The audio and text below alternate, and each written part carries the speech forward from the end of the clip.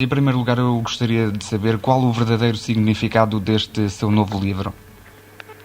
Bom, quando se pergunta qual o verdadeiro significado de um livro, é porque se supõe que haja outros que não são tão, enfim, que não serão tão verdadeiros. Ora bem, o significado deste livro, enfim, digamos, eu penso que ele se justifica e se explica a si mesmo.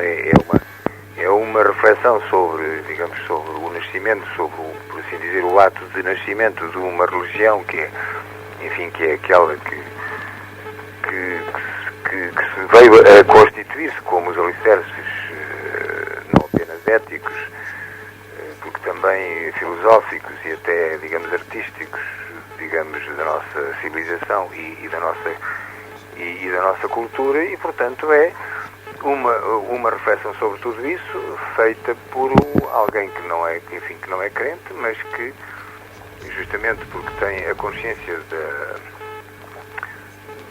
da importância determinante na formação do tipo de pessoa que nós somos, resolveu, o que aliás não, enfim, até tem alguma lógica, uma vez que em livros meus anteriores há também, embora de uma maneira menos direta, sinais dessa preocupação minha. Neste livro, enfim, digamos, as coisas atingem, digamos, uma espécie de vértice de ponto a reflexão se concentra quase exclusivamente nesse ponto. O livro foi escrito com que intenção?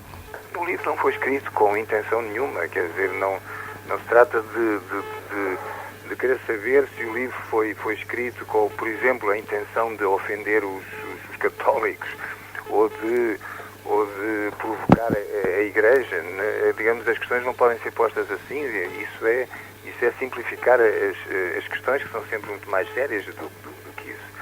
O livro é, em primeiro lugar, escrito no exercício do pleno direito que o autor tem de escrever sobre aquilo que ele quiser e, portanto, exprimir aquilo que ele pensa, e a partir daí, quanto às consequências, enfim, isso acontece com este livro, ou acontecerá com este livro aquilo que acontece com qualquer outro.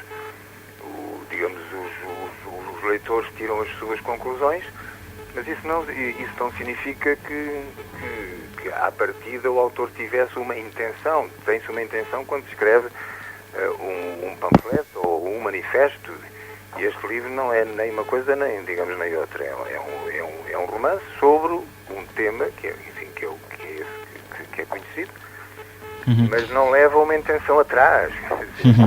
O facto de ter escrito este livro, que fala sobre a vida de Jesus Cristo, está de algum modo relacionado com o facto de nunca ter assumido qualquer tipo de religião?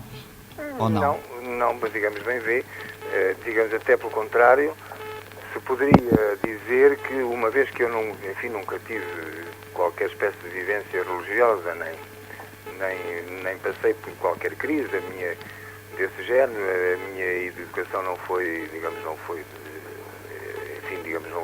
esteve orientada nesse sentido.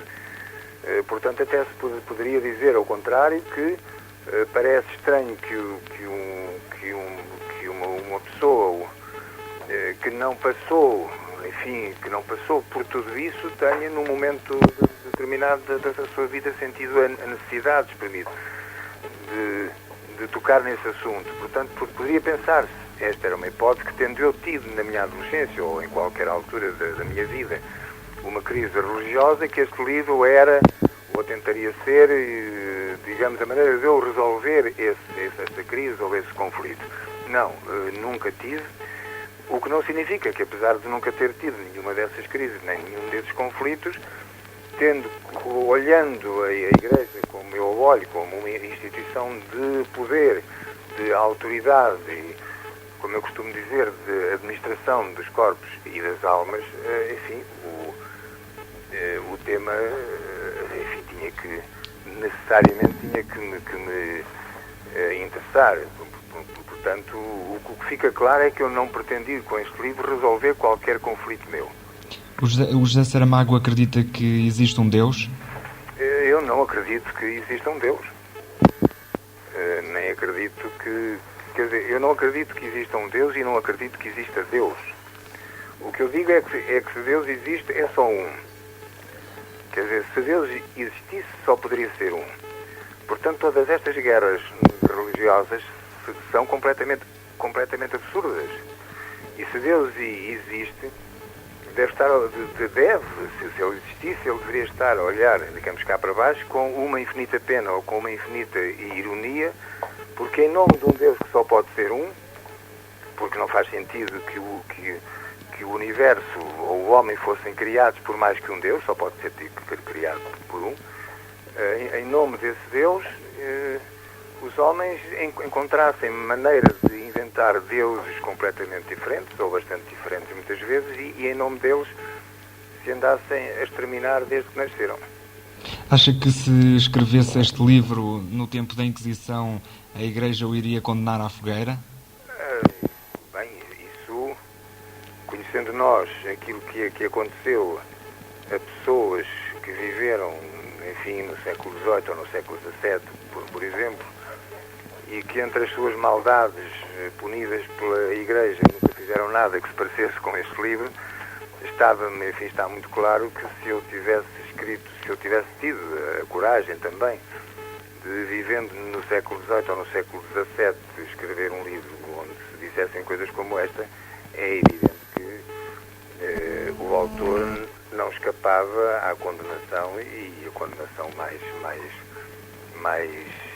lógica, segundo os critérios da Inquisição, seria com certeza a fogueira. Mas enfim, tive a sorte de ter nascido neste tempo, de maneira que já não há perigo.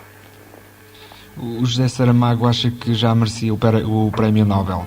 Não, isso não vamos pensar em Prémio Nobel. Não vamos, enfim, porque...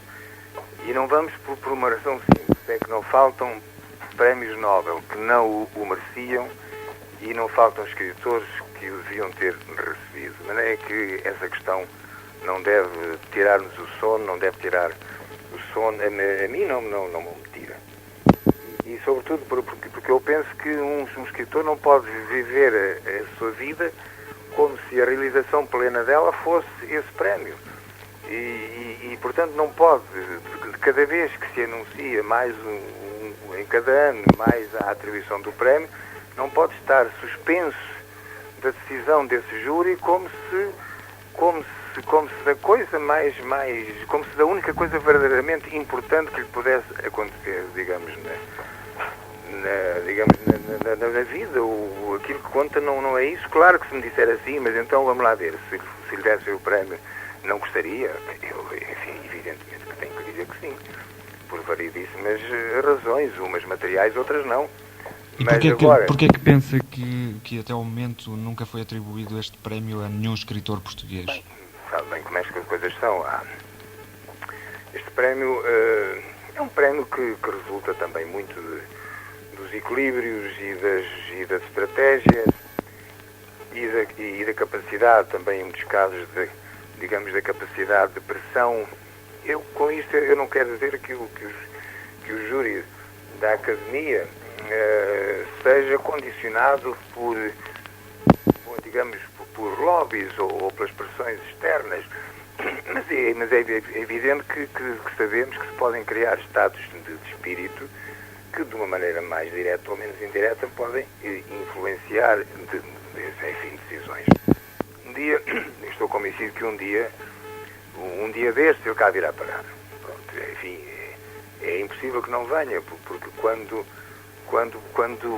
por exemplo, se tiverem esgotado todos os países do mundo e apenas os temos nós, então, quanto mais não seja por exclusão de partes, uma vez que todos já estão, o que faltava era esta terra, então vamos lá dar um prémio. Mas não vamos agora começar a viver como parece que está a acontecer, com essa obsessão do Prémio Nobel. Eu não vivo, hein? Pronto, muito obrigado e até amanhã, então, aqui em Coimbra. Obrigado. Muito obrigado.